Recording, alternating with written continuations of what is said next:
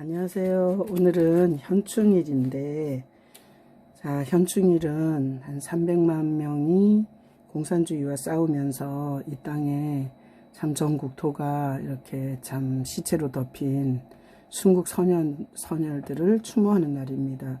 참 너무나 좋은 나라에서 사는데 그 수많은 희생된 그런 나라의 그런 희생자들을 기억하면서 이 나라를 정말 주님이 통치하는 나라가 되게 기도할 수 있기를 다짐하고 또 이렇게 여러분들도 그런 삶을 사시기를 축복합니다. 자, 오늘은 저주에 대해서 이렇게 한번 보겠습니다. 저주는 하나님께서 성경에 이렇게 쓰시고 있는 그런 단어입니다. 자, 신명기 28장 25절부터 35절에 보면 이게 저주에 대해서 나와 있습니다. 신명기는 68절까지 있는데, 자, 신명기 28장. 자, 신명기 28장은 14절, 1절로부터 14절까지는 이게 축복에 대해서 나와 있습니다. 그리고 15절부터 68절은 저주에 대해서 나와 있습니다. 그래서 성경에서는 하나님이 분명하게 축복과 저주의 개념을 가르쳐 주고 계십니다. 그래서 오늘 저주에 대해서 이렇게 보겠습니다. 저주는 왜 왔냐? 보면 죄로 말미암아 이 저주라는 단어 자체가 생긴 것입니다. 그래서 저주의 내용을 보면 오늘 본문에 있는 것처럼, 자, 적군이, 대적이 쳐들어왔을 때 이게 패하는 게 저주입니다.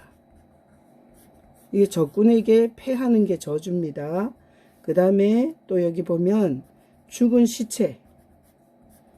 시체가 이게 새나 짐승의 밥이 되면 저주입니다. 자, 신명기에 나와 있는 죽은 시체가 묻히지 못하고 새나 짐승의 밥이 되어서 어딘 누구도 아무도 쫓아주지 않으면 이게 저주입니다. 그리고 여기 보면 육체적인 질병 나옵니다.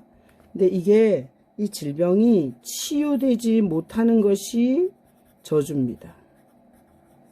자, 질병에 걸릴 수는 있습니다. 그러나 치유되지 못하는 게 저주라고 주님께서 말씀하셨습니다. 그리고 이 정신의 병이 있습니다. 이 정신병이 이게 미치는 것이 이게 정신병입니다. 근데 이게 정신이 미치는 것, 이거 저주입니다. 그 다음에 우리 신명기에 나와 있는 것 보면 이게 더듬고 사는 것, 이렇게 더듬고 사는 것도 이게 저주입니다. 이게 왜 그렇습니까? 하나님께서 눈을 멀게 하셔서 맹인은 이렇게 더듬고 삽니다. 그래서 이 신명기의 저주에 그런 내용들이 많이 나와 있습니다. 이게 예를 들어서 토지 소산, 그 다음 소나 양이나, 그 다음에 이게 포도원이나 이게 감람원이나 이런 모든 것들이 이게 타인이 먹습니다. 이것도 저주입니다. 그래서 죄로 말미암아 온 저주는 대적에게 패하게 되고, 시체가 아무도 쫓아주지 않아 새와 짐승의 밥이 되고, 질병이 걸리면 치유해 주는 자가 없고, 정신은 미치고, 그리고 더듬으면서 눈은 떴지만 맹인으로 소경으로 살고, 포도원이나 감람원이나 자기가 농사지은 거나 소나 양이 자기가 먹지 못하고 타인이 먹는 것이 저주입니다. 자, 이 저주는 절대 이 죄에 대한 용서를 통해서만 해결이 됩니다. 자, 저주는 죄를 통해서 이렇게 왔습니다. 저주는 죄로 말미암아 이렇게 왔습니다. 그래서 이 저주가 사라지는 것은 용서를 통해서 사라집니다. 그래서 죄에 대한 용서가 일어나면 이것은 복이 됩니다. 그래서 이 죄에 대한 용서를 가지고 이게 복으로 오신 분이 예수님이십니다. 예수님은 한마디로 말하면 복이십니다. 복. 자, 그래서 죄가 가지고 오는 게 저주고, 그리고 예수님은 이 저주를 막아주십니다. 그래서 죄로 말미암아 저주가 오긴 오는데 예수님께서 죄를 용서하셨으므로 말미암아 인간은 복된 존재가 되었습니다. 그래서 예수님 안에서는 모든 것이 복이 됩니다. 그래서 예수님 안에서는 이 적군이 쳐들어오면 반드시 승리를 주십니다. 자, 반대입니다. 자, 우리가 언젠가는 죽어서 이게 몸이 이렇게 시체는 하나님께서 다시 부활할 수 있도록 이게 승리하게 해주십니다.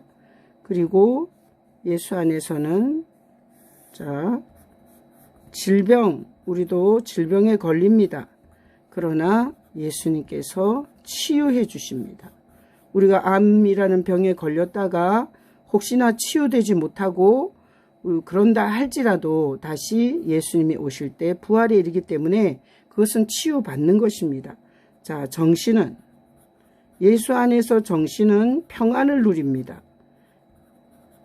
자, 예수 안에서는 평안을 누립니다. 여기 저주는 이렇게 미칩니다. 그러나 예수 안에서는 평안을 누리고 저주에서는 질병이 치유받지 못합니다. 그러나 예수 안에서는 질병은 치유가 됩니다. 예수 안에서 죽은 몸은 언젠가는 부활합니다. 그러나 저주는 짐승과 새의 밥이 됩니다. 적군에게 쫓기고 도망하는 게 아니라 승리합니다. 그러나 저주는 적군 앞에서 패해서 7길로 도망치게 되어 있습니다. 자, 여기 맹인이 되어서 더듬고 삽니다. 저주는 그러나 이게 밝히 보고 삽니다. 그래서 목적지를 알고 사는 것입니다. 어디서 와서 어디로 가는지 알고 사는 것입니다. 예수 안에서는 모든 자기의 소산은 자기가 누립니다. 자기가 농사를 지었으면 그것을 누리고, 그리고 포도원이나 감람원이나 자기가 수고한 것에 대해서 절대로 예수 안에서는 이 복을 누리게 되는데 그 소산을 자기가 누리고 먹습니다. 자, 그래서 오늘 이 말씀을 통해서 우리가 정리를 해보면, 자, 저주는 죄로 말미암아 인간에게 온 것인데 저주의 내용은 이런 것들입니다. 하나님은 예수로부터 벗어나 있는 영혼에게는 하나님께서 죄의 삭은 사망입니다. 자, 죄의 쓰는 삭이 있습니다. 죄의 삭스로 온 것이 이게 저주입니다. 죄의 삭스로 온 것이 저주입니다. 그래서 이 죄의 삭을 지불하신 분이 예수님이십니다. 그래서 예수를 믿는 자는 당연히 저주가 없는 복을 받는 것입니다. 그래서 저주가 없는 복을 받는 사람은 승리하고 부활의 소망을 갖고 치유받으며 평안을 누리며 목적지를 향해서 모든 것을 누리고 사는 행복자입니다. 그래서 저는 가끔씩 이렇게 생각을 해봅니다. 우리가 모든 사람이 죄를 범하였으므로 말미암아 모든 사람이 저주 아래 있는데, 자, 제가 우산을 비 오는 날 써보셨어요? 자, 우산. 자, 이 우산은 비가 이렇게 내릴 때 이 비를 맞지 않게 해줍니다. 예수를 믿는다는 것은 이 저주가 내릴 때, 저주가 비처럼 내릴 때 예수님은 그 모든 저주를 막아주시는 우산이십니다. 예수님은 우산 같습니다. 그래서 예수님의 십자가의 보혈의 신앙, 날 위해서 우리 죄를 용서하시려고 십자가를 지시고 희생하신 예수님의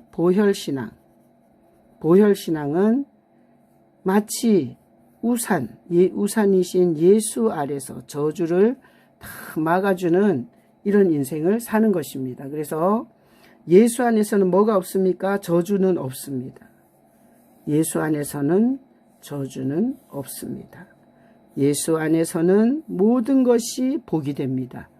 여러분이 저주가 없고 오직 예수 그리스도의 피 흘린 용서 아래서 그 우산 아래서 비를 맞지 않고 저주의 비를 맞지 않고 하나님이 주시는 풍성한 복을 누리시는 여러분 되시기를 예수님의 이름으로 축복합니다. 아멘. 사랑합니다. 축복합니다.